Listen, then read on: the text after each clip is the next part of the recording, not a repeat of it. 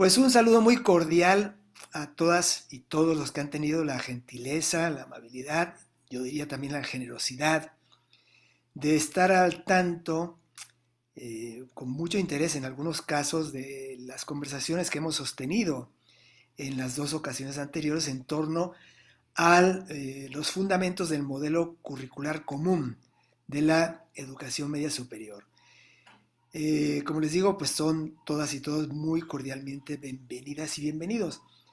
Eh, Hubo un paréntesis forzado porque justo cuando nos disponíamos a hacer la grabación, esta que hoy vamos a comenzar el lunes pasado, 19 de septiembre, fecha que se ha convertido aquí en México en fecha de muy infausta recordación, sucedió pues lo absolutamente inimaginable, ¿no? Que después de otro simulacro, que ya viene a ser una especie de ritual aquí en México, volvió a temblar, ¿no?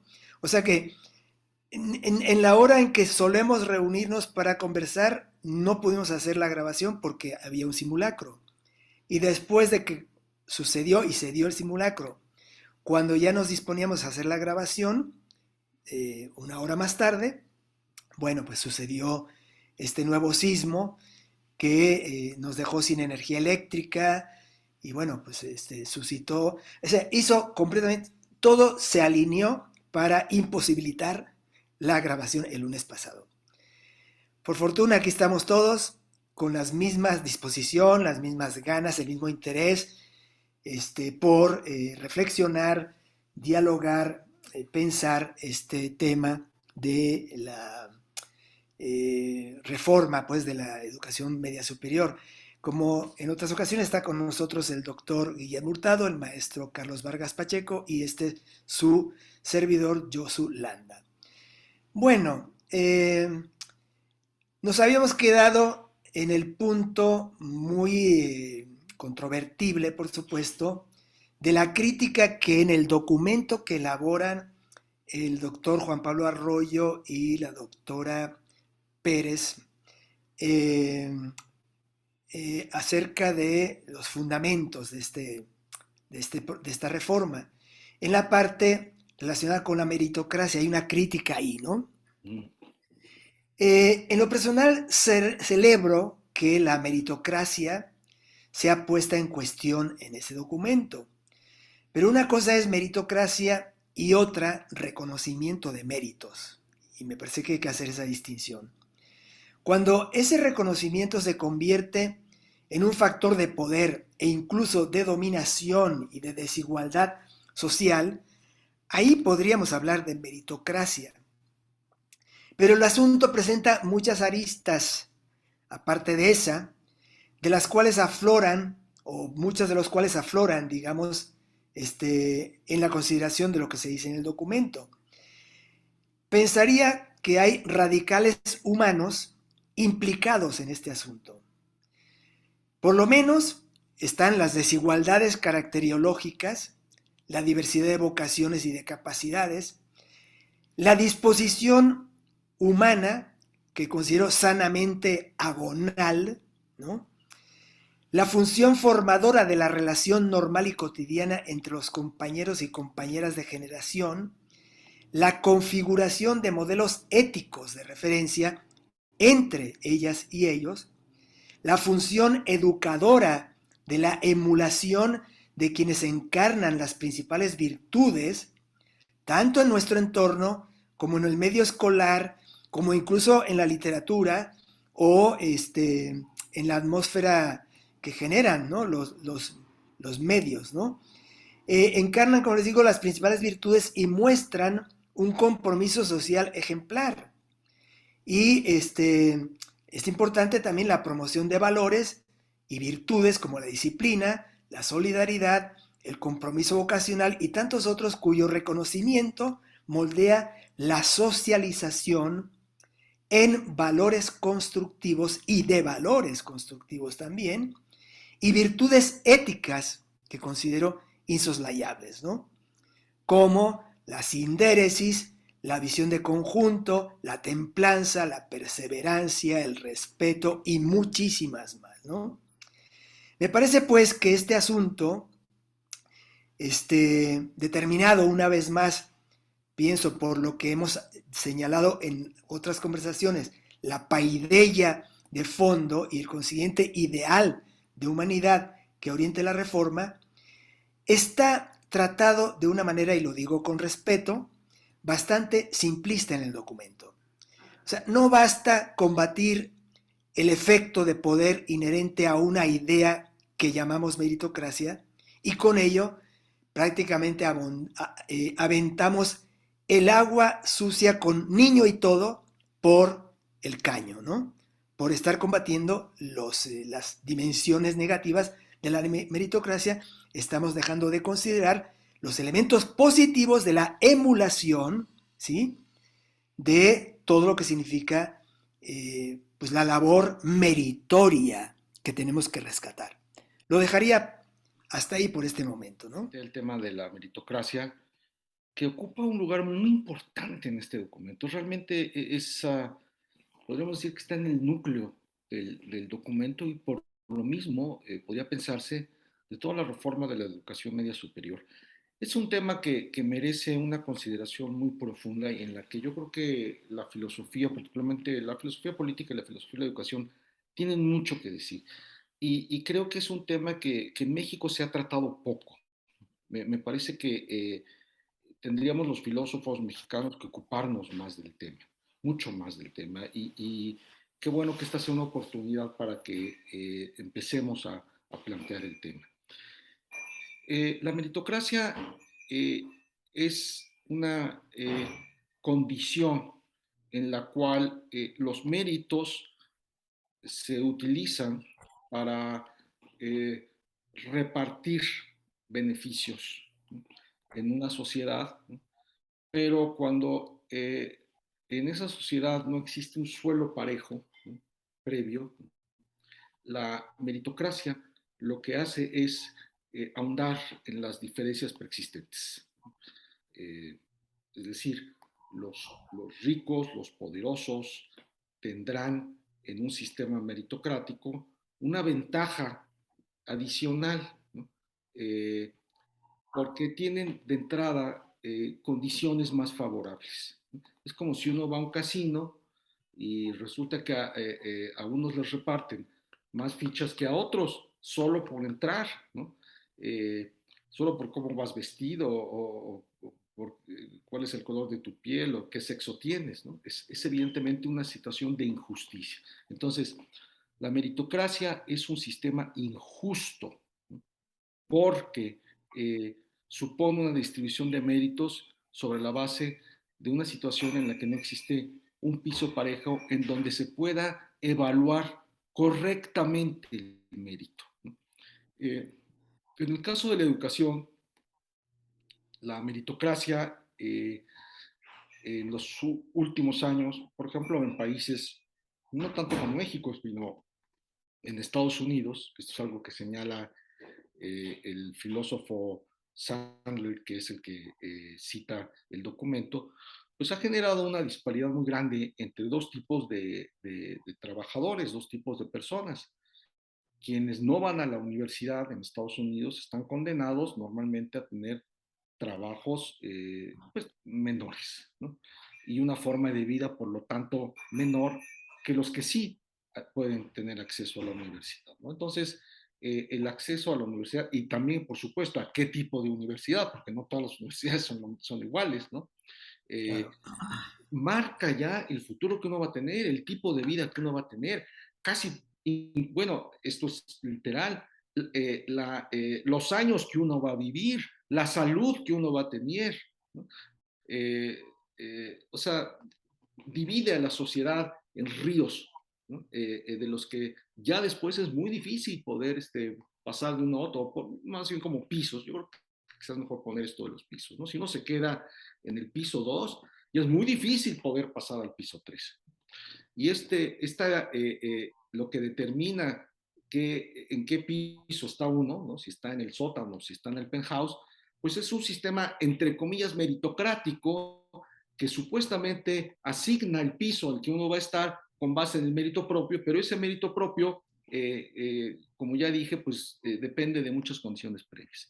Me parece que es muy importante que el gobierno actual enfrente este tema, ¿no? Eso yo creo que es digno de aplaudirse, y el objetivo, me parece, tiene que ser la de que la escuela sea realmente el lugar en donde se pueda construir el suelo común que nosotros aspiramos en una sociedad igualitaria, sin la cual no podemos tener una democracia genuina, ¿no? O sea, la aspiración democrática tiene que estar fundada no solo en las libertades, como propondría un modelo neoliberal en el que la libertad es lo fundamental en un sistema democrático, sino también en el otro brazo de la democracia, tal como se planteó desde tiempos de la Revolución Francesa, en la igualdad, libertad e igualdad.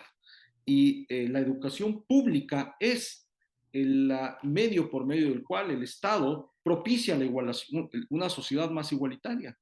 Entonces, yo creo que esto es muy importante. Ahora, sin embargo, y aquí ya yo coincidiría con Yosu, más allá del ideal, lo que creo que es muy importante es ver cómo se va a llevar a cabo en la escuela. A mí me parece que la construcción del suelo común en la educación nacional tiene que pasar por una educación de calidad. Es decir, lo que queremos es que la calidad de la educación de todos los mexicanos sea pareja, ¿no? O sea, no podemos aceptar que haya algunos que tengan mejor educación que otros en un sistema como el que tenemos, porque ya sabemos cuáles son las consecuencias. Entonces, para eso, a veces, la evaluación es importante. Tenemos que evaluar para poder comprobar que en efecto el nivel de educación que se está ofreciendo es el que nosotros queremos que se le dé a los niños para construir esa sociedad igualitaria. Entonces, aquí el papel de la evaluación tiene que tener un rol diferente, ¿no? No debe ser una evaluación meritocrática, es decir, una evaluación que beneficie a los que ya tienen un beneficio previo, sino que tiene que ser una forma de evaluación que ayude al proceso educativo, cuya finalidad política final es la creación del suelo común. Y entonces a mí me parece, siguiendo esta línea de razonamiento, que no está mal, no está mal que la evaluación que se da en la escuela mexicana sea una evaluación puramente numérica, es decir, que por medio de números vaya separando a los muchachos que están ¿no? en la escuela, en un grupo, en otro grupo, en otro grupo, entonces están aquí los de 9, están los de 8, los de 7, eso no sirve realmente mucho para el objetivo de la evaluación, que tiene que ser saber que los objetivos de la educación se están cumpliendo, es decir, que estamos dando una educación buena a todos por igual. Entonces, sí es importante, creo yo, que la evaluación numérica vaya acompañada de una evaluación cualitativa. Esto es algo que yo creo que casi está, es una tendencia que se encuentra en muchos lugares del mundo. Yo veo que esto no, bueno, esto no es un invento de la SEP, es algo que en muchos otros países está sucediendo. Entonces, aquí, para acabar mi contribución en este momento, yo veo aspectos positivos y aspectos que todavía se tienen que ajustar, ¿no? Que todavía tienen que ajustarse. Pero en lo general yo coincido mucho con esta crítica a la meritocracia que se plantea en el documento. Yo creo que es un tema que tenemos que enfrentar, que tenemos que abordar y que espero que esta discusión pues, nos lleve realmente a ver la manera en la que podemos hacer una crítica a la meritocracia sin, como señala muy bien Yosu, hacer una crítica al mérito, ¿no? Porque el mérito es una realidad también que se debe aceptar, el mérito de quien trabaja más, de quien entiende mejor, ¿no? Y eso no tiene que estar peleado para nada con el ideal del piso parejo en la educación, en lo absoluto, ¿no? Por el contrario, ¿no? Puede servir como una motivación para que los niveles de la educación sean mejores. Pero lo que sí me parece que pone el dedo en la llaga este documento, y me parece que yo por eso aplaudiría a los que lo hicieron, fue en que debemos tener mucho cuidado de no confundir mérito con meritocracia. En este punto creo que coincidimos plenamente los tres, porque ciertamente la crítica a la meritocracia es fundamental, es necesaria, y en realidad me parece que a nivel global está siendo, en el campo de la filosofía de la educación y en general en diversas áreas de la pedagogía, está siendo un tema pues muy presente, porque en efecto las problemáticas a las que ha conducido la meritocracia, pues han generado muchísimas desigualdades tanto al interior del desarrollo educativo en las instituciones, como también a nivel social, evidentemente, ¿no? Más allá de lo educativo, pues. Eh, para ubicar un poquito más a nuestros potenciales espectadores, este asunto de la meritocracia está tratado particularmente en el documento que hemos estado discutiendo, el de los fundamentos del marco curricular común de la educación media superior, particularmente en las páginas 13 y 14, en lo que llaman ellos la cuarta paradoja. Son 7 paradojas enunciadas por los autores, y la cuarta de estas es justamente en donde se cuestiona la idea del mérito. El cuestionamiento fundamental que plantea el documento es que eh, la educación procuraría, en teoría, una especie de transformación entre todos los individuos, y sin embargo, bajo una lógica competitiva, simplemente destaca a quienes alcanzan los grandes puntajes, las máximas calificaciones, y va dejando atrás o va dejando de lado a cuantos tengan procesos de aprendizaje diversos o distintos. Y en ese sentido, un poco la idea que plantea el documento es que la paradoja consiste en querer fomentar la educación para todos, pero al mismo tiempo alentar a que solo unos cuantos alcancen el máximo beneficio, digamos, de la educación, ¿no? Y claro, esto está muy de la mano con el asunto de que en un sistema educativo que fomenta las calificaciones por vía de competitividad, por vía de competencias, por vía de evaluaciones en cuanto a exámenes, por ejemplo, se plantearía que solamente quienes alcanzan las máximas calificaciones son quienes auténticamente aprovechan los contenidos educativos en la escuela. Y si hay algo que hay que decir abiertamente es que no siempre quienes alcanzan las máximas calificaciones auténticamente poseen una adquisición plena del conocimiento.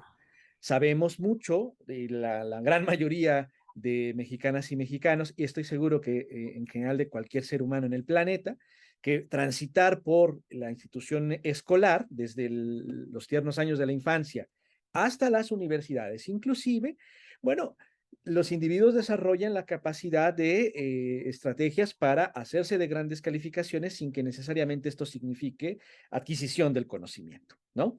Y por otro lado, hay quienes adquieren significativamente saberes y que no necesariamente quedan demostrados en el numerito que nos colocan como calificación, ¿no?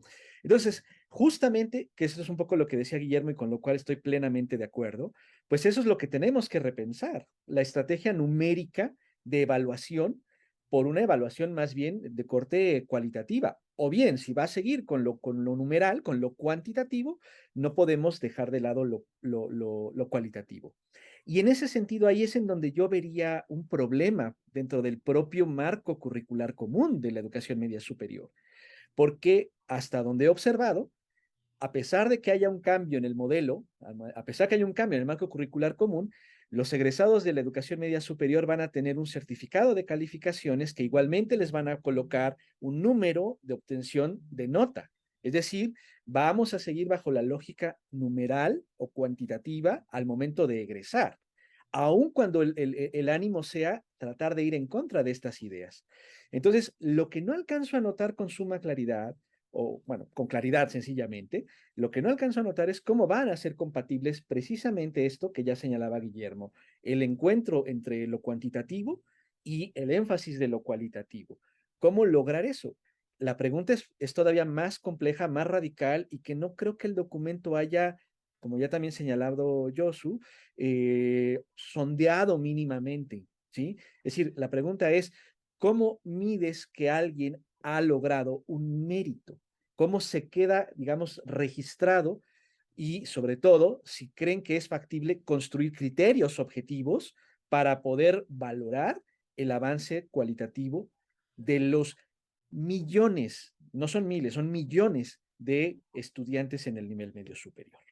Ahí dejaría yo la inquietud. Muchas gracias. Bueno, muy bien, pues muchísimas gracias. Me parece que son aportaciones fecundas, para decirlo menos, ¿no? Y pues los destinatarios de esta conversación pues sabrán qué hacer con esto, ¿no? Yo, para, digamos, no cebarme en lo personal, no sé qué digan los otros dos colegas aquí presentes, me parece que podríamos llegar a una especie de conclusión mínima, ¿no? En primer lugar, todos estamos de acuerdo aquí, y lo hemos dicho, con la crítica a la llamada meritocracia. Primer punto en el que estamos de acuerdo. Segundo punto en el que no noté discrepancia, por lo menos, es que no se debe confundir meritocracia con mérito. ¿Mm? Tercer punto, en el que también habría, digamos, implícitamente acuerdos, la necesidad de pensar mejor el asunto de qué entender por un mérito en el proceso de enseñanza-aprendizaje. Cuarto punto sería tratar de conectar la noción de mérito en ese plano con las relaciones que tenga con el conocer la situación del proceso mismo de enseñanza-aprendizaje. ¿Qué pasa? ¿Qué pasa con los muchachos y muchachas, ¿no? A mí cada vez cuando me dicen hay que evaluar, y todos los años y semestres hacemos alguna labor de este tipo, yo siempre digo, la más profunda consideración a este respecto sería preguntarle a las personas que están implicadas en esto, ¿qué pasó contigo? ¿Sí? ¿Estás igual que cuando entraste? ¿Estás mejor que cuando entraste? ¿Estás peor que cuando entraste? ¿En qué mejoraste?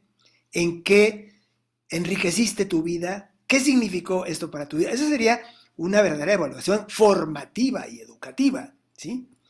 Claro, el problema que tenemos con esto, y esa es la objeción de los tecnócratas de siempre, es que dicen, ¿y esto cómo se mide? ¿Sí? Esa obsesión, y además no solo obsesión, es una obsesión sustentada en una ilusión, pienso yo, ¿no? Lo cualitativo no se puede medir, ¿sí? Esta es otra cosa que probablemente estemos de acuerdo, creo, pues que muchos estaríamos de acuerdo en que lo cualitativo no se puede medir. Pero eso no quiere decir que sea completamente terra ignota, inexplorable, imposible de analizar y de examinar, ¿no? Entonces ahí tenemos que reconocer que hay que hacer, entonces acudir a referencias de valoración. Eso sí me parece legítimo, ¿sí? Y las referencias de valoración no todas son reductibles a cifras, por tanto, sin embargo, no puedo por ello negar que en algún momento ciertas cifras sí pueden ser referencias de valoración. Por ejemplo, si un niño o una niña entrega todos sus trabajos y esos trabajos durante el semestre o el año han sido 7 trabajos, bueno, debe constar que hubo 7 trabajos presentados. No es lo mismo quien presentó 7 trabajos a quien presentó 2, ¿sí?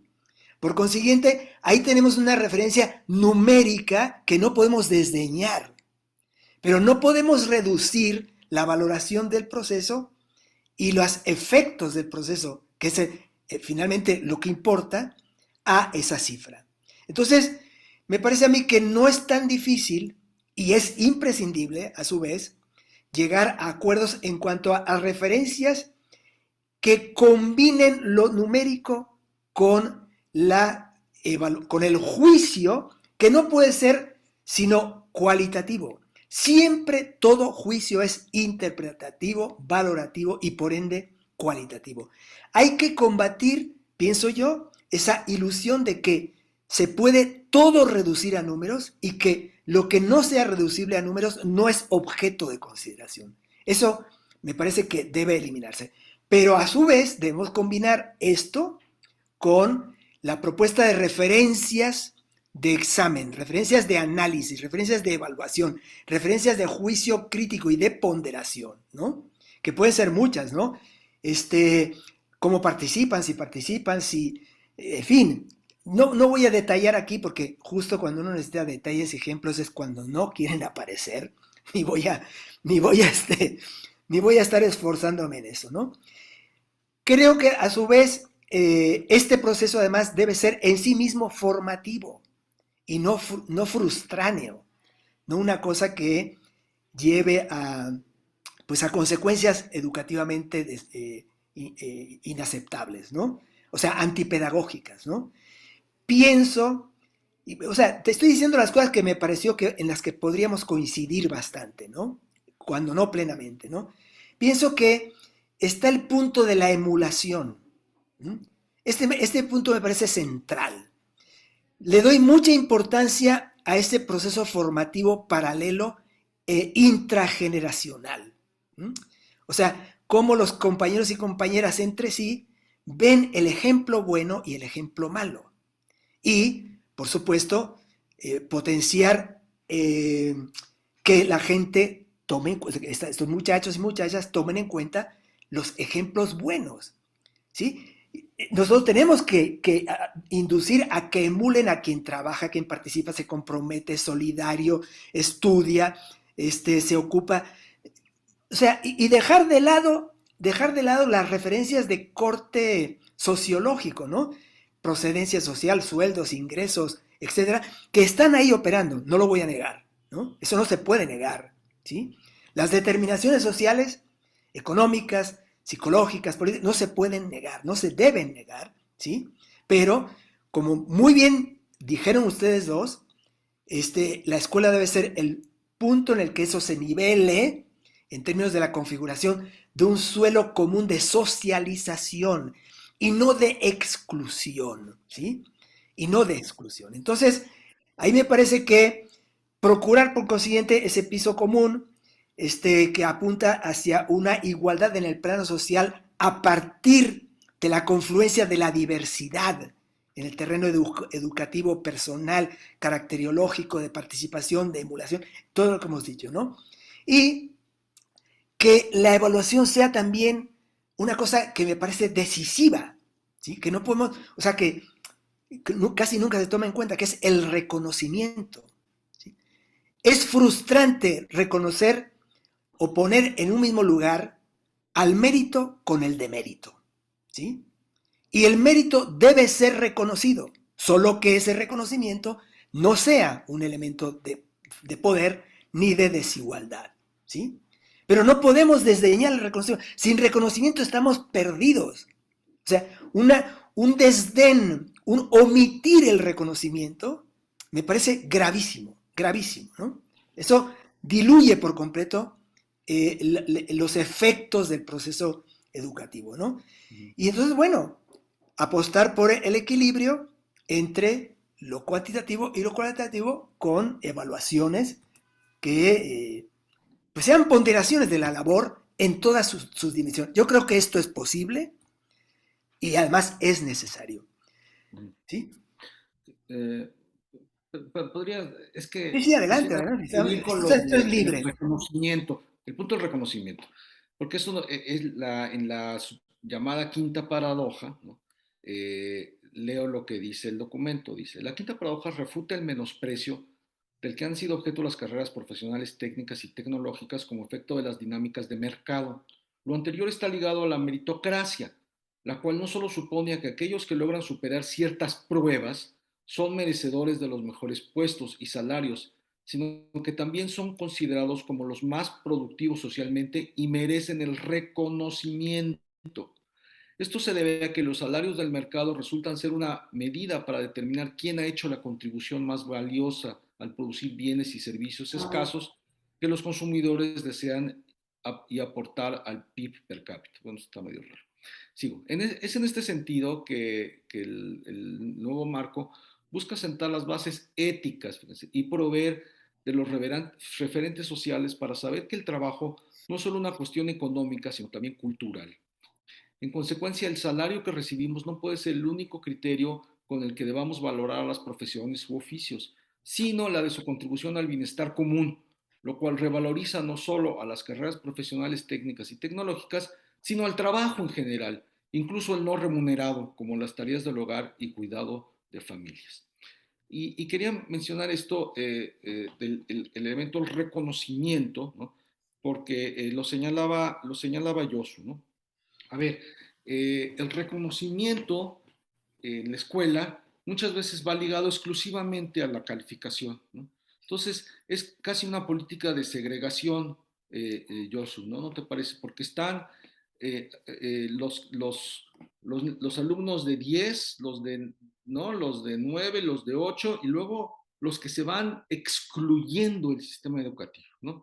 Eh, yo he leído por ahí a veces algunos comentarios en los periódicos que critican a la nueva escuela mexicana diciendo, ay, es que no quieren que haya reprobados, ¿no?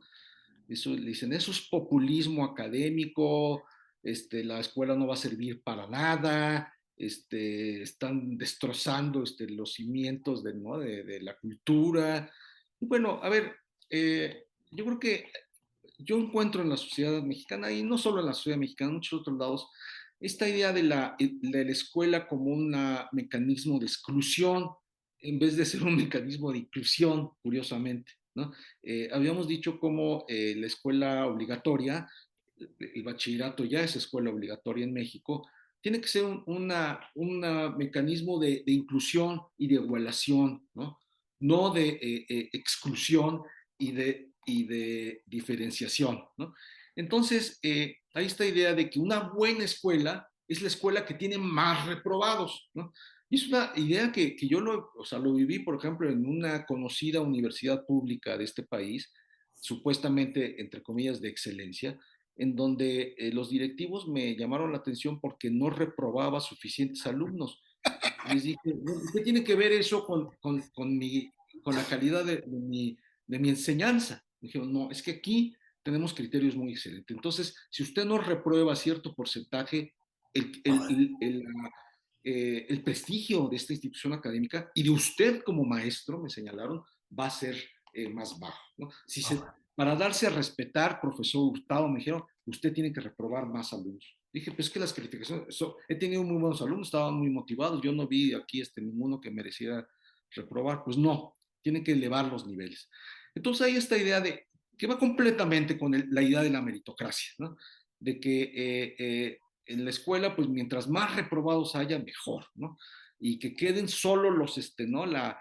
Los que sacan 10, 9, 8 y los demás, hay que excluirlos. Es la política de la exclusión, o como también se dice, del descarte. Estos hay que descartarlos, están condenados a ser mano de obra barata, sin mérito, porque el mérito va ligado, o sea, fíjense cómo se va haciendo esta identificación viciosa, ¿no? Entre calificación numérica, mérito escolar, y luego, pues, como la promesa de un futuro maravilloso, ¿no? En donde, o sea, están los burros, los tontos, los flojos, que están condenados Los fracasados, los losers, los ¿no? fracasados, o la escoria social, ¿no? El lumpen, ¿no? Y los otros, los que sí tienen derecho a los buenos trabajos, a la buena vida, a comprarse su coche, a tener su casa, ¿no? Y bueno, eso es lo que yo creo que no se puede aceptar en una sociedad verdaderamente democrática,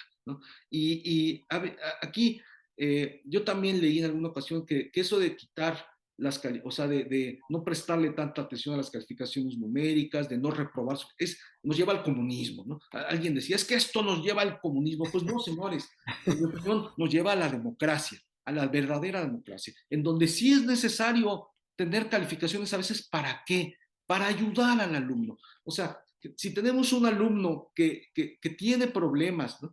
que no, o sea, que no entiende a veces, por ejemplo, la lectura o las matemáticas, el instrumento de la calificación es lo que le ayuda al maestro a ayudar al alumno. Si no tuviéramos calificaciones, si no tuviéramos controles, ¿no?, de evaluación, ¿no?, tanto numérica como cualitativa, no seríamos capaces de poder ayudar a los alumnos, sobre todo a los alumnos más desfavorecidos.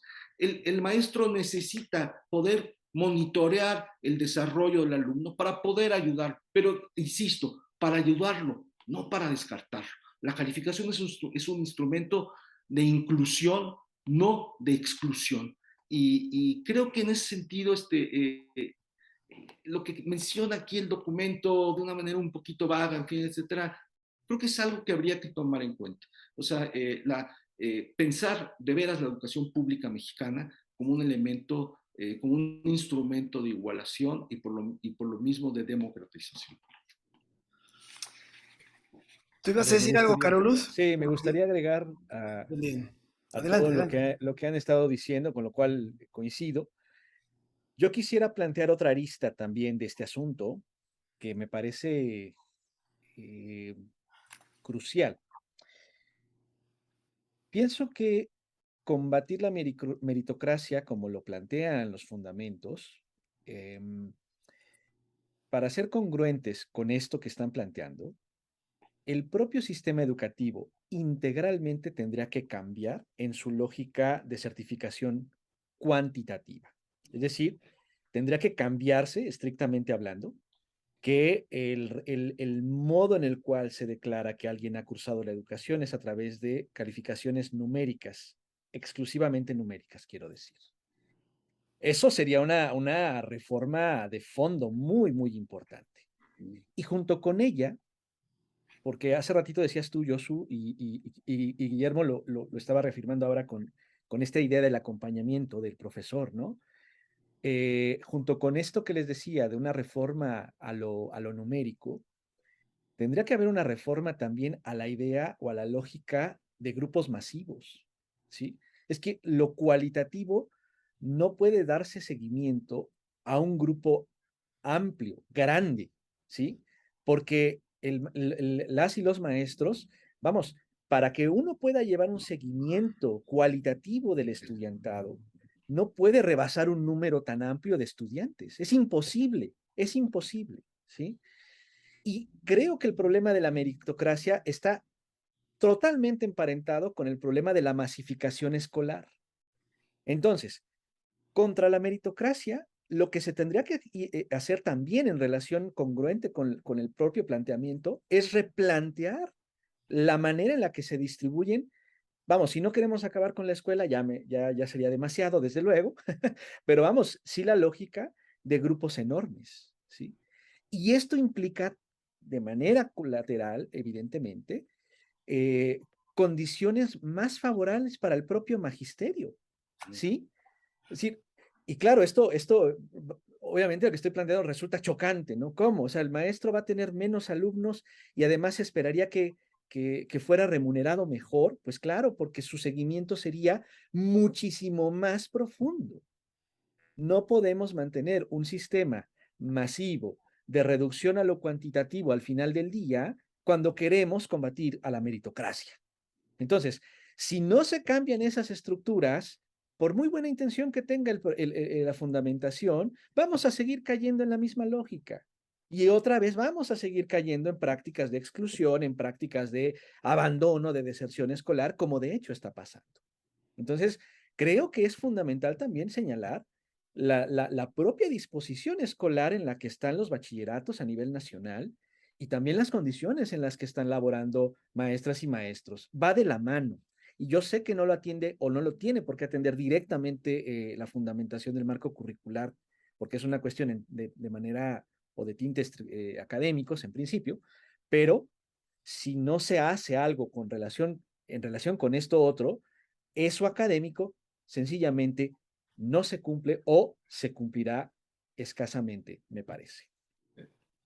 Muy bien, están saliendo, me parece a mí, toda una serie de dimensiones, ¿no? Como habíamos dicho, que esto tiene aristas que en el documento pues no se han considerado y están aflorando en esta primera aproximación, que pretende ser, pues eso, un detonante, un catalizador de múltiples diálogos y reflexiones, ¿no? Yo quisiera nada más aclarar un punto, bueno, quisiera primero aclarar un punto y ampliar algunas cositas y si les parece pasar a otro punto, porque si no, nunca vamos a terminar con el documento, ¿no? Cuando yo hablaba de reconocimiento, por supuesto hablaba en una, digamos, con una idea muy distinta a lo que se está planteando como reconocimiento en el documento, ¿no? Me refería al punto de que si no se reconocen los méritos, ¿sí? Eso tiene consecuencias nefastas en el proceso formativo del afectado y de sus,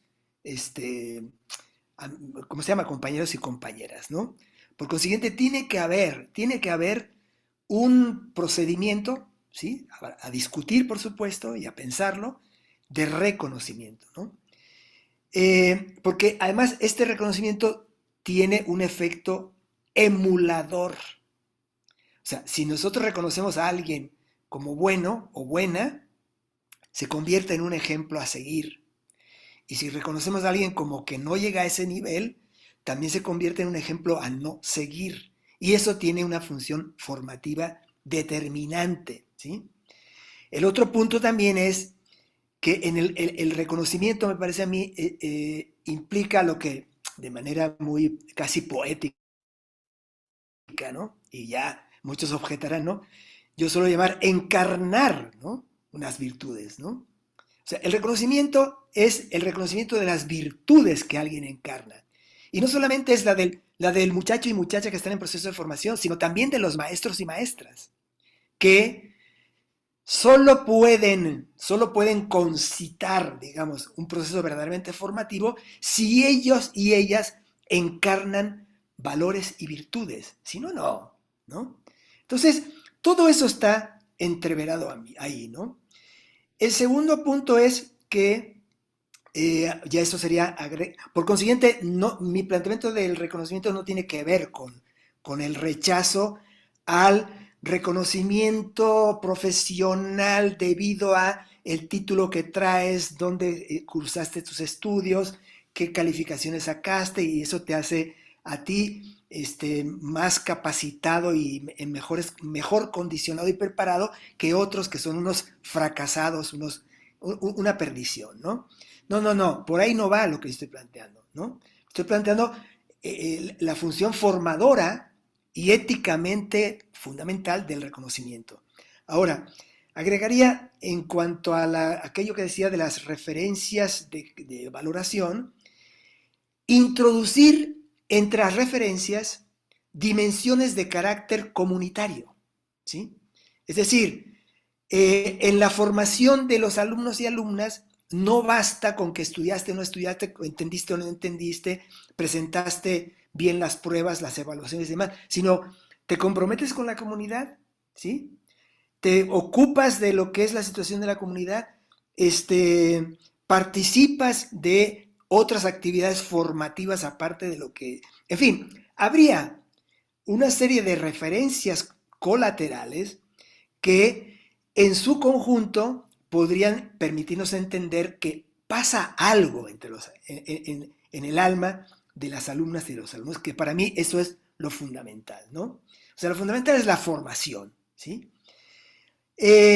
Otro punto, bueno, Carolus introdujo un elemento que podemos decir físico-sociológico, que es determinante. O sea, hay determinaciones, ¿sí? Sociales, hay determinaciones, no solamente el aspecto de la cantidad de alumnos en un salón, o la cantidad de alumnos que debe atender, ¿no?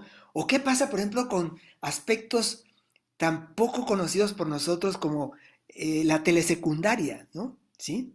Que con la pandemia, por ejemplo, fue una especie de pequeña muleta en cierto momento hasta que buena parte del proceso en general se convirtió en una especie de telesecundaria, ¿no? O teleeducación media superior, ¿no? En línea, etcétera. ¿Qué pasa ahí? Pues, o sea, sí, la relación entre cantidad y calidad no se puede desdeñar, ¿no? no se debe desdeñar. Ahora, hay otros factores también, ¿no? Las disparidades, por ejemplo, de tradiciones, las características de las comunidades, ¿no? ¿Qué pasa con las comunidades indígenas? Y esto que estamos diciendo aquí, ¿no? ¿Qué pasa con la emulación, el reconocimiento y el juicio y la valoración del rendimiento académico y de la formación en ese tipo de comunidad? Todo eso entra ahí. Pero hay un aspecto que ya que introdujimos esos factores, vamos a decir, extrapedagógicos, hay uno que me parece que a mí me parece muy pernicioso, ¿no? O que al menos debe ser cuestionado muy profundamente, ¿no? Que es este supuesto que todavía sigue muy vigente, muy vigoroso, ¿no? De que la escuela es un puente, una catapulta de redención social, ¿no? Una catapulta antes se solía decir movilidad social, ¿no? La noción de movilidad social, hoy que por lo menos hemos vivido momentos de una especie de ampliación considerable de las clases medias, ¿hacia dónde se van a mover las clases medias? Hacia arriba está difícil, y más bien todo apunta que el riesgo es a ir hacia abajo, ¿no? Y por tanto, como que ya poca gente habla de movilidad social, pero a mí, la verdad, eso no me importa tanto como el punto de que ese no creo que sea el asunto, ¿sí? O sea, nosotros no podemos pensar, claro, esto ya me van a llamar de lírico, idílico, poético, lo que siempre me dicen, idealista y demás, pero estoy habituado a eso, pero la escuela no puede ser reducida, ¿sí?, al plano de los requerimientos, las necesidades del mercado y del mercado laboral y de la dinámica de las profesiones y de las necesidades de los procesos productivos. No niego la importancia que esta determinación tiene. No debemos negarla, ¿sí? Pero ese no puede ser el criterio fundamental. Soy de los que piensan que una persona humanamente bien formada podrá adaptarse mucho más fácilmente y mejor a los procesos productivos que aquel que, en aras de adaptarse incondicionalmente a esos procesos y a las exigencias del mercado, queda sin una formación de fondo, de raíz. Entonces, ante ese dilema, porque más ese va a ser un dilema irresoluble, siempre van a estar en desfase, ¿sí?, los requerimientos y la dinámica del mercado profesional, laboral, económico, etcétera, ¿sí?, y las necesidades en el ámbito profesional siempre van a estar en desfase con respecto a lo que la pedagogía puede ofrecer. Siempre será así. Entonces, ante ese desfase inevitable, algunos apuestan, no, pues vamos a huir, vamos a correr hacia adelante, vamos a tratar de equipararnos a la dinámica del mercado, de las profesiones, del proceso productivo, etcétera, y abandonamos la formación. Eso es, me parece, fuente de fracaso y de no formación, de deformación. Me parece a mí que debemos apostar a la formación profunda humana justo para que esta humanidad pueda estar mejor parada en los procesos económicos, sociales, políticos, productivos, etcétera, etcétera. ¿Sí? Esa sería mi consideración final por el momento. No sé si pasamos a otro punto. Yo creo que Guillermo ya había adelantado al acordarse, digamos, de ese pasaje del documento, de un aspecto que pues me parece a mí que también requeriría un tratamiento un poco más, no sé, hondo y mejor trabado, ¿no? Comparto de nuevo el espíritu del documento en lo que hace al reconocimiento de el área de las profesiones técnicas, desdeñadas, ¿no?, por estar asociadas a la cuestión del trabajo manual y tal, ¿no? En eso estoy completamente de acuerdo también. Sin embargo, hay falta, ¿no? Hay falta, no quiero detenerme demasiado en este punto, simplemente lo planteo como problema. Falta algo que me parece que algo incluso el documento lo asoma, ¿no?, pero no ahonda, ¿no?, que es el asunto de la dignificación del trabajo. Empezando por la dignificación del trabajo magisterial, ¿sí? Porque lo que decía Carlos hace un momento de los sueldos y todo lo demás, y todo lo que eso repercute en la disposición, vamos, en el cumplimiento de una vocación, están, a mi modo de ver, lamentablemente, muy lamentablemente, ligadas a un menosprecio al trabajo del magisterio, ¿sí? O sea, no hay una valoración, no hay un reconocimiento, hablando de reconocimiento, de lo que significa la labor de los maestros, ¿sí? A todos los niveles, pero por supuesto, en el caso de educación media superior, educación secundaria y básica, ahí es peor todavía. Si nosotros estamos insatisfechos con el reconocimiento que se hace a nuestra labor y que siempre está puesta en cuestión, ¿sí? Bueno, lo que pasa en los niveles desde la básico, secundaria y media superior, ahí todavía es muchísimo peor, ¿no? Entonces aquí tenemos una grave determinación, ¿sí? Que es el punto de que, y que conecta con el punto anterior, porque decía, bueno, yo planteaba, ¿no? Debemos equilibrar la evaluación, la valoración, el juicio cualitativo con el cuantitativo, pero la pregunta es, ¿quién hace eso? ¿Y en qué condiciones está el que hace eso? ¿Sí? Entonces, lamentablemente, y esto yo o sea, lo digo como un elemento de diagnóstico, no como un elemento peyorativo. Lamentablemente, todo el magisterio, y nos incluimos, yo me incluyo en ese punto, estamos en muchos aspectos bastante deficientemente preparados para todo esto, ¿sí? Entre otras razones porque no se nos valora, los procesos educativos se dan ahí como Dios nos da a entender, etcétera, ¿no? Entonces, el problema de la formación de los docentes a todos los niveles creo que es una cosa que se debe acometer con urgencia y con profundidad y radicalidad, ¿no? Porque en esto está cruzado, ¿no? El reconocimiento a la labor magisterial y docente y la superación cualitativa de su función y por ende el mejoramiento de sus capacidades para reconocer mejor la labor que se viene haciendo en el proceso educativo y de esa manera formar mejor e incluir a la gente en la comunidad y en la vida.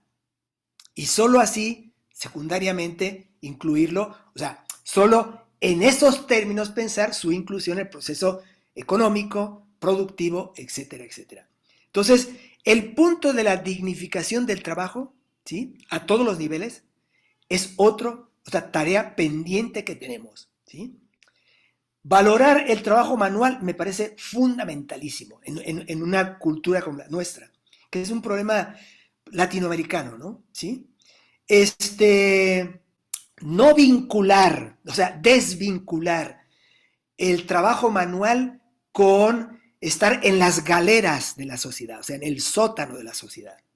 Eso es completamente negativo y perjudicial. Deberíamos buscar la manera de una especie de revancha relativa hasta llegar a un punto más parejo, ¿no? Y apreciar mucho más lo que hace mucha gente en las galeras y en los sótanos, ¿verdad? Porque no lo vemos y que sin embargo sin eso no funciona una sociedad y una humanidad, que es lo que nos debe importar. Esa parte debe ser tratada, pienso yo, de una manera más cuidadosa y más esmerada y atenderla, ¿no? Con todas las consecuencias que eso implica. ¿Mm? A mí me gustaría agregar algo en ese punto, si me lo Sí, claro. permiten rapidísimo. Bueno, es que yo sigo pensando que en ese sentido, eh, por vía de esa revaloración o dignificación del trabajo que tú estás planteando, insisto en que habría que tomarse muy en serio, digo, las autoridades deberían tomar muy en serio la reforma y la urgencia de reorganizar los modelos de enseñanza en concreto, es decir, eh, generar eh, comunidades de enseñanza más reducidas, más acotadas, que permitan ponderar lo cualitativo y que la o el profesor, profesora, den un seguimiento cualitativo mayor. Y junto con esto, el hecho de que también hay que repensar la tesis de que solo uno o una maestra ha de dotar de toda la formación al estudiante, ¿sí? O sea, porque Claro. evidentemente aquí hay que entender que inclusive hay que pensar una reforma en términos de organización de la enseñanza para que se entrecrucen los saberes de la gente que se dedica a ciencias naturales, quienes nos dedicamos a humanidades y quienes se dedican a, bueno, podemos llamarlo ciencias sociales, o lo podemos llamar de artes, para que se trabaje colectivamente de manera cualitativa. Y ojo aquí, porque con esto también quiero adelantar un punto que seguramente vamos a tratar más adelante, no sé si hoy, pero más adelante seguro que sí, que esto es trabajar interdisciplinariamente, lo cual no significa diluir las disciplinas específicas, sino más bien hacer converger los saberes, pues para darle una formación cualitativa al estudiantado. Si lográsemos hacer algo así, bueno, para empezar, creo, transmitiríamos precisamente la dignidad de los trabajos, todos ellos, desde los más elementales hasta los más, digámoslo así, de planeación intelectual, por decirlo de alguna manera, y tratando de que el estudiantado trabaje grupalmente en la construcción de estos saberes, ¿sí? Entonces, bueno, se trataría de una transformación en términos, insisto, de organización escolar que supone la colaboración, vamos a denominarla de esta manera, perdonen el barbarismo, intermagisterial, además de el reconocimiento entre el estudiantado. O sea, creo que también tenemos que pensar esta posibilidad en terrenos educativos, que derivarían en una dignificación de los saberes, todos ellos, y también en la dignificación de las salidas laborales en función de los intereses de cada una o cada uno de los estudiantes. Bueno, lo que pasa es que ese es un punto que vamos, como tú mismo lo dijiste, Carolus, ¿no?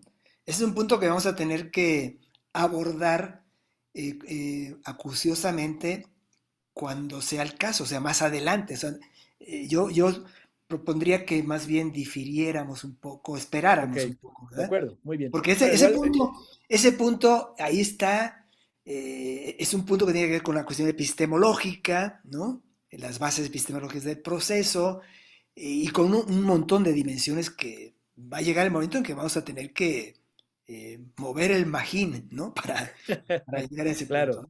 muy bien. Ahora, yo agregaría, ya que estamos en este tipo de consideraciones, vamos a decir, extrapedagógicas, pero con repercusiones en el ámbito pedagógico, también hay que tomarse muy en serio y hacer algo, ¿sí? Con algo sumamente delicado, muy controvertido, y que sin embargo está afectando de manera, a mi modo de ver, terrible. O sea, yo, la verdad, no dejo de estar sufriendo a diario las consecuencias de lo que es el influjo antipedagógico, ¿sí?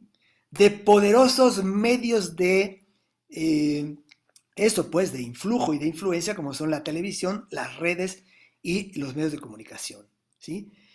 Con el cuento de que hay una especie de libertad de expresión absoluta, cuando en este mundo nada hay absoluto, ¿sí? ¿Sí? Este, tenemos una guerra ahí que está perdida desde el primer momento. ¿Mm? Todo el esfuerzo que hacemos durante años y décadas de formación muchas veces se va al traste porque en un programa de televisión X o una cosa de las redes y tal, sucede algo que por completo disuelve esa cuestión. Esto me parece, en algún momento va a haber que hacer algo, ¿sí? Porque o sea, y ese algo, por supuesto, no va por el lado de medidas que yo consideraría difíciles, delicadas, porque tienen un elemento de coerción, sin duda, ¿no? Pero tiene que haber límites. Tiene que haber límites en la función, relacionados con la función social de los medios de comunicación y incluyendo, por supuesto, las redes en ese ámbito. Algo tenemos que hacer porque si no, es una cosa esquizoide y absurda.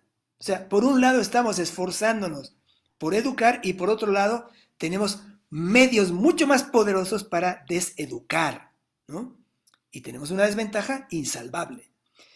Y finalmente creo que también hay que considerar que en todo esto, lo fundamental no son tanto los programas como tal, en sí mismos, vistos en abstracto, ¿no? Las políticas, la conducción, la gobernanza, etcétera, sino finalmente es la humanidad, y la humanidad del maestro y la maestra.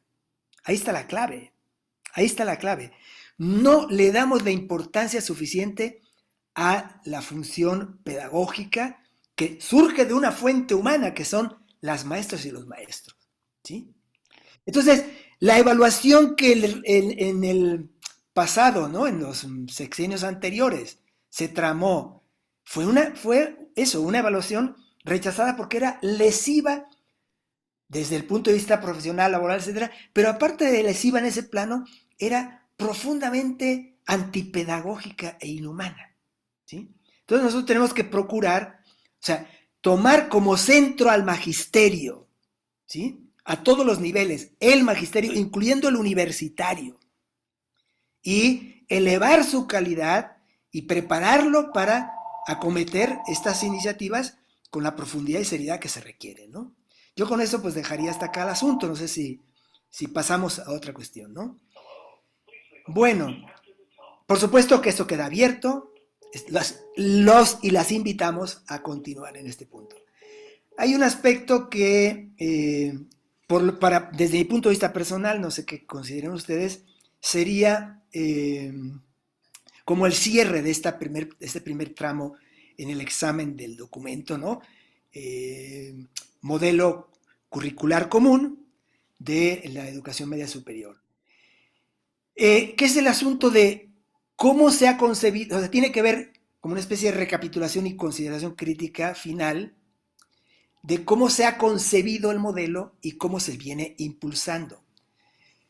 Vuelvo a decir lo que dije al principio en la primera grabación, respeto profundamente y reconozco el mérito, hablando de méritos, ¿no?, que tiene la subsecretaría del ramo, Subsecretaría de Educación Media Superior, en haber impulsado nunca hay procesos perfectos, ¿no? Entonces, si nos ponemos a hacer exigencias excesivas, pues no llegamos a ninguna parte. Creo que es meritorio que haya por lo menos importantes grados de diálogo, de participación y de consenso, cosa que, repito, es muy difícil en este país.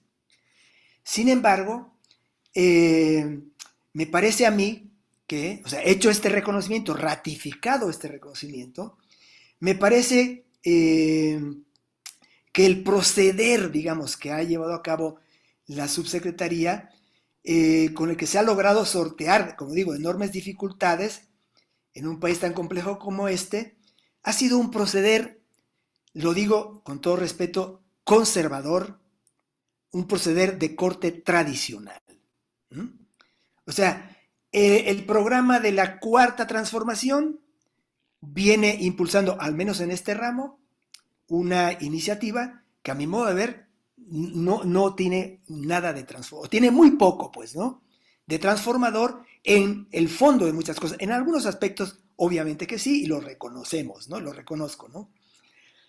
La subsecretaría concibe la reforma y la impulsa como si la realidad educativa fuese estática, ¿no?, como si fuera suficiente partir de un diagnóstico general, que son esas paradojas que nosotros objetamos, ¿verdad?, ¿sí?, que pretenden ser un diagnóstico con muchos elementos endebles, ¿verdad? Pretende asentar unas líneas programáticas que quedan en el papel, toma partido por una política social en el plano educativo, que compartimos en general, y tratar de orientar así la praxis cotidiana de las maestras y los maestros y todos los demás implicados en el proceso educativo. Ahora bien, en un país como México, ¿no?, dado el dinamismo, en un país como México y en un mundo como en el que estamos, ¿sí?, dado el dinamismo y la celeridad de los cambios en el ámbito social, político, geopolítico, etcétera, y por supuesto en el propio ámbito educativo y en todo su entorno social, pienso, o a mí me parece más conveniente una reforma dinámica, una reforma encauzada conforme con lo que se conoce como una planeación estratégica, ¿sí? No es un invento mío, ni es una cosa de hoy por la mañana. Esta es una posibilidad de la planeación que viene de décadas atrás, ¿no? Y para mí viene incluso de milenios atrás. Y puedo decir ejemplos que a algunos a lo mejor les resultará sorprendente, ¿no? O sea, planeación estratégica, lo cual requeriría la organización de instancias de planeación, gobernanza, administración y ejecución realmente participativas y constantemente atentas al desenvolvimiento de los procesos inherentes al sistema educativo, porque el sistema educativo está todo el tiempo cambiando.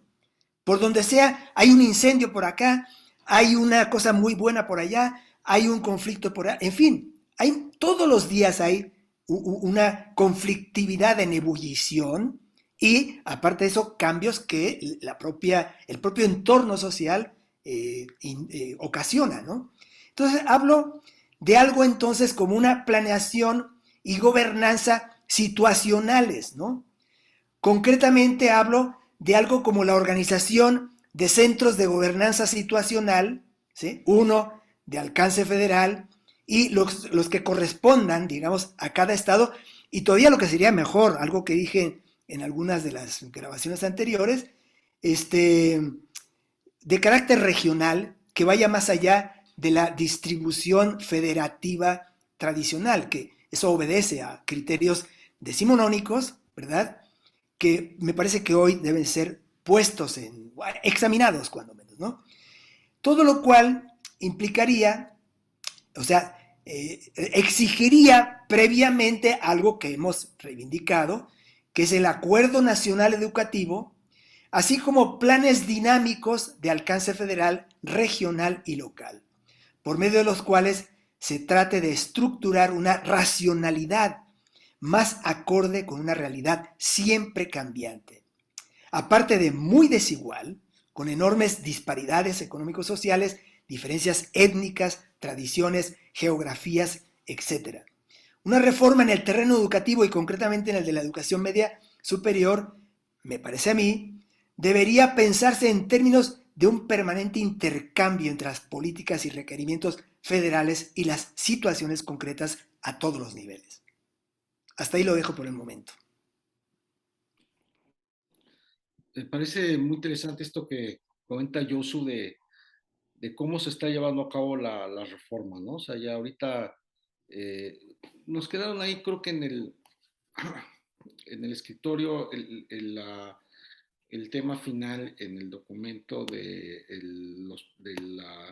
los dos niveles del currículum, el currículum... No, eso viene después, esto viene después. O eso sea, viene después. sí, Sí, claro, claro. eso lo vamos a hacer ahora, pero quizá ya ahorita como para ir cerrando esta sesión, lo que comentaba Yosu de la manera en la que se está operando la reforma educativa, que creo que sí, hubiera requerido de la participación de más actores, ¿no? Y de la consideración de otros elementos.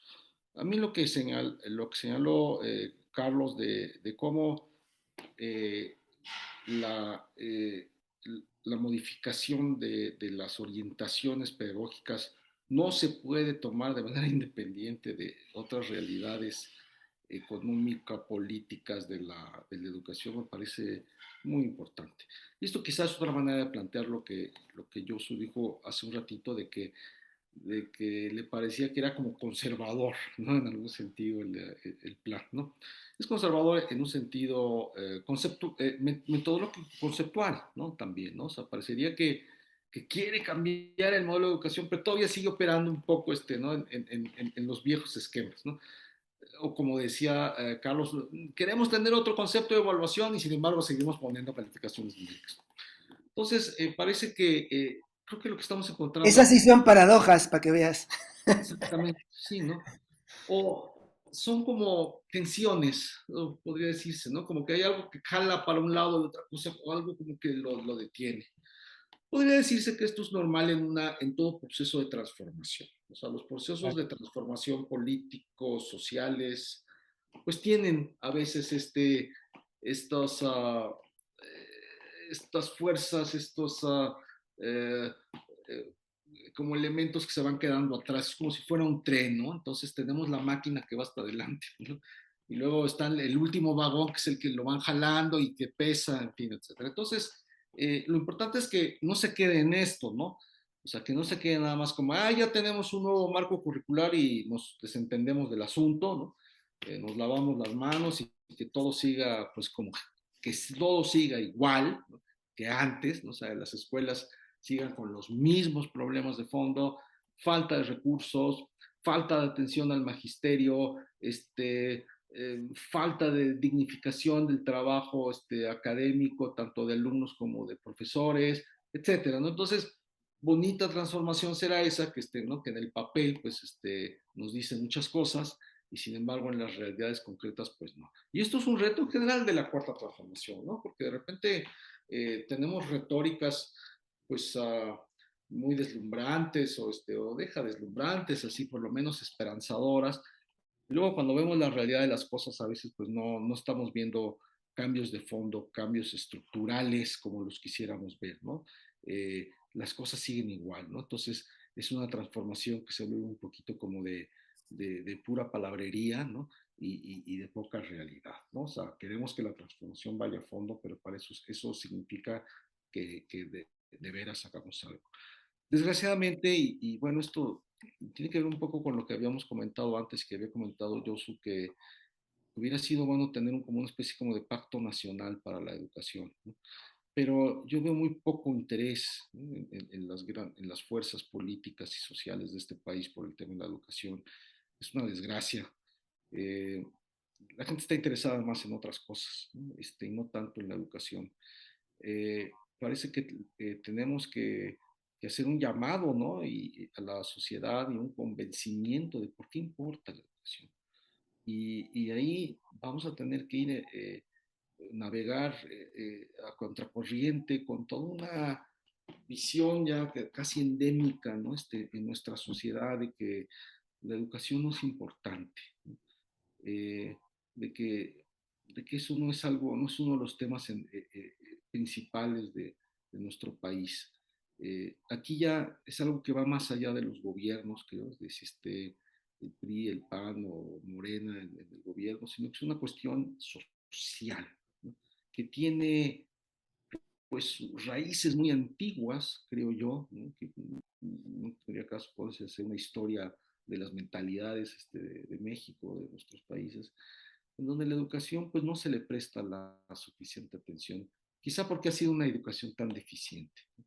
Y porque ha estado cargada de tantos vicios. La gente no se la toma muy en serio, ¿no? Entonces, sí, ojalá que de veras pudiéramos tener una transformación educativa, ¿no? Una verdadera transformación educativa, pero ahí hay muchísimo trabajo por hacer y lo que tenemos que tener mucho cuidado, yo creo, es no irnos con la finta, ¿no? De que una transformación en el papel o incluso en la manera en la que se opera el funcionamiento de la escuela en cierto nivel es ya todo lo que tenemos que hacer, nos lavamos las manos y nos olvidamos del resto. No, no, esto tendría que ser como apenas el primer paso para una verdadera transformación de la educación. Y ahí, pues sí, tendríamos que organizarnos los interesados en la sociedad mexicana en que esta transformación sea verídica para poder seguir empujando no solo al gobierno, no solo al magisterio, sino a la sociedad entera acerca de la importancia de la educación y de los valores que están detrás de la educación. ¿Y vas a decir algo, Carolus? Sí, gracias, Josu. Em, bueno, esto último que decía Guillermo eh, es algo que creo que lo ha acompañado como convicción en torno a la reflexión sobre nuestro país y el sentido de lo educativo, cultural y político. Es algo que yo le leí en este pequeño texto que tiene Guillermo, perdona el comercial que voy a hacer ahora, Memo, de este Pero no, pequeño no, se libro, agradece, ¿no? claro, sí, no, sin duda, y yo le agradezco a él, pues, justo la elaboración, este Este libro. pequeño, pero en dimensión, pero grande en cuanto a las ideas, que se llama México sin sentido, en donde ya Guillermo ahí Editado por plantea, Siglo XXI, ya es la propaganda completa. Editado por editado Siglo por siglo XXI, XXI, exacto. sí, por siglo XXI, es altamente recomendable. Por favor, quedan invitados e invitadas. Adelante, Claro, disculpe, claro. Carlos. No, no, Digo, no, creo que fortaleciste el empiezas una comercial. cosa y no la terminas bien, pues ahí vamos, ¿no? Muy bien. Bueno, bueno, pues ahí ya Guillermo planteaba justamente una idea muy cercana a esto que ahora comenta, ¿no? O sea, la transformación de lo educativo y por tanto el sentido de lo que queremos lograr como sociedad, como país, como nación, pues tiene que estar acompañada de más allá de lo que está pasando en lo estrictamente escolar y evidentemente más allá de lo que está plasmado en documentos, ¿no? Y en efecto, lo que plantea Yosu de traer, digamos, una realidad, pues que sea más radical en términos de transformación, que no sea tan conservadora como ya ha señalado. Claro, ya creo que tu propuesta, Yosu, está más cargada hacia una reforma en términos también políticos, educativos, evidentemente, ¿no? Me imagino que ahí debe estar, creo que lo implicaría, pues una constante revisión académica también, pues, didáctica, docente, en fin, ¿no? En estos, eh, yo los he llamado centros que tú planteas, que sean a nivel nacional, estatal, local, ¿no? Que estén pendientes de la dinámica misma de la educación. Y es que al final del día, en efecto, el fenómeno educativo en todos lados y en nuestro país señaladamente es un fenómeno tremendamente dinámico, absolutamente vertiginoso inclusive, ¿sí? Y además de todo, hay que tomar en consideración que las reformas que se quieren plantear son reformas que se deben ir haciendo sobre la marcha de un sistema educativo ya andando. Es un poco como la historia de la nave de Teseo, ¿no? Es decir, va navegando y hay que irla remodelando en el trayecto mismo, ¿no? Entonces, aquí también hay que reconocer, y es parte de la dignificación laboral del magisterio, el hecho de que las maestras y los maestros van a tener que implementar un modelo para una determinada generación, la que empieza el próximo semestre, pero al mismo tiempo van a tener que mantener el modelo anterior para las generaciones que están saliendo, ¿sí? Entonces, no es un modelo en el cual, digamos, separa todo lo que está haciéndose en la educación y decimos, ¿sabes qué? A partir de hoy todo va a ser con el nuevo modelo unilateralmente. No es así, sino que va dándose un proceso transitorio tremendamente complejo que va a tener que encontrar mecanismos para su implementación en la medida en la que las situaciones muy distintas pues lo hagan posible. Entonces, claro, lo que está proponiendo Josu radicalmente también supone esta dificultad y bueno, tenemos que encontrar un mecanismo, o se podría encontrar un mecanismo, se invitaría a las autoridades pues para pensar a fondo esta propuesta justamente en el entendido de que se requiere muchos esfuerzos. Y además aprovecho que nos podemos dirigir a más personas, pues es un esfuerzo que no solamente depende del magisterio, de las autoridades, sino que en última instancia es un esfuerzo colectivo social. No va a poder haber cambios reales en la educación si tampoco los hay en lo afuera de la escuela, en las comunidades, como decía Guillermo en su libro citado ya, en el barrio, en la colonia, en la comunidad, en En la última instancia, familia. en la familia, claro. Esto va con todos, y si no va con todos, pues obviamente esto es una empinada hacia arriba cada vez más vertical. Hay que tener esto muy presente, ¿no? Gracias. Bueno, el tiempo se nos ha agotado prácticamente, aunque faltaría un poquito, ¿no? Ujú. Pero yo propongo que el suculento tema del currículum fundamental y el llamado áreas de acceso de conocimiento, que es muy polémico y muy complicado también, lo dejemos para la próxima sesión y yo me permitiría, si les parece, hacer un pequeño agregado a lo que a esto último que hemos venido hilvanando, ¿no? Me parece que lo que estoy planteando ha sido pues, no solamente entendido muy bien, creo yo no, sino además compartido en general, pero agregaría otra consideración que tiene otra vez que ver con el llamado factor humano, ¿no? O sea, la propuesta, yo digo, es conservadora, ¿sí? Tradicional, y esa es una manera de decir que es una propuesta implícitamente burocratista, que no burocrática, que no es lo mismo, ¿no? Es decir, no es lo mismo burocratismo que burocracia. La burocracia es una estructura imprescindible en cualquier sociedad compleja, solo que hay buenas y malas, por supuesto, o mejores y peores. Y la otra cosa es el burocratismo, ¿no?